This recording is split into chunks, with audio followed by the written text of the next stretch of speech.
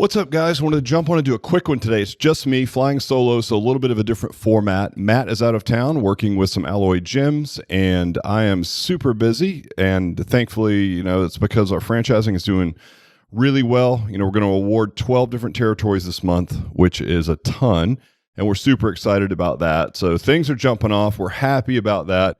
But we haven't forgotten about you guys, and we still want to pump the podcast out, whether Matt can be here or not. As a matter of fact, it might be a little better, if we're honest. We won't tell Matt, but I'm sure he won't listen in. But what I wanted to talk about today, you guys, is the friction, the healthy friction between systems and flexibility as far as employment is concerned.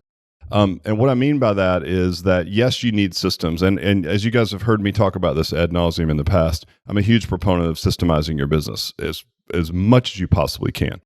And I would say that 99% of the people that we work with don't have tight or enough systems in place. Now, that being said, once those systems are in place, then we have to look at what type of flexibility can we offer our team, our employees, because you have to remember this. We're not in a business where, like a McDonald's, as an example, we're delivering something simple. Like, okay, we're just flipping a hamburger patty and then handing it to someone, right?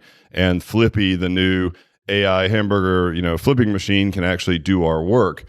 We are in the people business, and our people in a lot of ways are our product. And so we have to allow for some flexibility for the people that are on the front lines, which are the people in our teams that are working with our customers, to make decisions that make customers happy. And so, but there still has to be a systematic approach. So there has to be that healthy friction, you guys, between here's a system, and a system is more of a compass, right? Here's where we're trying to get ultimately. And then on the other end of the spectrum, I've got a customer that's not static, that's, standing in front of me that needs something. And I want my teammates to be able to make decisions to make customers happy in that moment. And so let's look at it through the lens of exactly what we do, which is the personal training business. So as you guys may or may not know, we've talked about it before, but we template all of our programs. And so we're going to say, if this, then that, if this, then that, through these algorithms, and get people to the most effective program for their goals. Now, that being said, anyone that does run these type of businesses knows that in the trenches, some days you're going to have people show up and they're going to be a little tired or a little bit off, and they're not going to simply fit into beginner, intermediate, or advanced buckets. They're not. Or they tweaked they're running to catch the phone and stub their toe, and so they can't bend their toes today, right? And you really need to be able to give your team the flexibility to handle that customer while they're standing right there in front of them. And what I mean by that is just have almost a system for flexibility, which sounds really counterintuitive. But what it means is, have some guidelines like, okay, listen, you guys, if you're going to regress an exercise or progress an exercise or give someone something extra, just know that the whys that you're doing it need to align really well with our overall principles, right? So we're working within this sort of guardrails and framework. And within that, there needs to be some flexibility. And study after study will prove that employees are more happy if they have some autonomy, right? So they have some control. They're not just running a play. And we've seen that here. Like if you just force people to do exactly what you say, and they don't have any wiggle room to make the person in front of them happy, you'll start getting responses to your customers, which are just cringy, right? Like, well, this is the way we do it, or this is our policy, or, well, I'll have to check and see if I can do that, or this is the way we've always done things. And all of those statements are egregiously bad for any small business that's coming in for a great customer experience, right? So I think the idea is to coach the team and let them know, okay, here's the way that we do things, right? That being said, if you have these people in front of you, here's some scenarios. Here are some suggestions. And so you arm your team with hardcore suggestions that can be systemized and or just a lens on things like things that we've done at the front desk. Like you have a budget of, you can spend up to $150 to make the customer in front of you happy if you need to, right?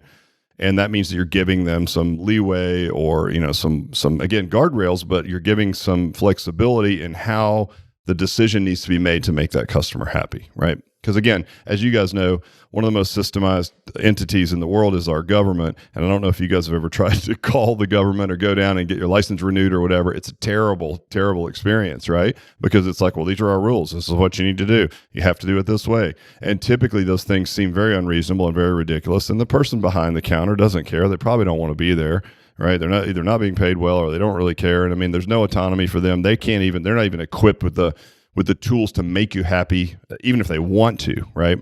And so it's always a friction, though. I will tell you that. So, I know that I'll talk to some of our operators, and it's like, I've got this person on the team, and they're just running this one play a little bit different, right? And I would say, well, stress test it. Are your customers happy? Are they coming in? Are they growing, right? Are you hearing complaints from this coach? Is this coach hurting people? Those type of questions that you need to be asking, not necessarily, well, they used a dumbbell instead of a kettlebell or something like that, right? And I know sometimes that it's a slippery slope, but I will tell you that being a good leader is finding that healthy friction between these two, because otherwise you're going to hamstring yourself, and you're going to be putting a lesser than customer experience into market. And I know that nobody wants that. So that's our lens from Alloy. I mean, we coach some of the soft touch things around coaching. We try to provide guardrails for everyone so they understand sort of the limits on either end of what we can do. But then within that, you got to let people get out there and just coach. You got to let people field phone calls and try to make customers happy. That's what makes a great business, not necessarily the systems, right? And the protocols. And those things are important, but they don't make, through the customer's lens, they don't mean a thing, right? So as it's presented to the customer, it just needs to feel like amazing customer service. So make sure you keep that in mind if you're building new policies, you guys. And make sure that you take care of your folks and you understand that they need also autonomy, flexibility. They want to feel like they have some control over what they're doing, and that will actually make them a better teammate and a better, customer-facing person for the role. So anyway, I could ramble all day about this, but it's been a healthy friction that we've had forever. We still have it. Hope that helps you guys, and we'll talk to you next time. Thanks.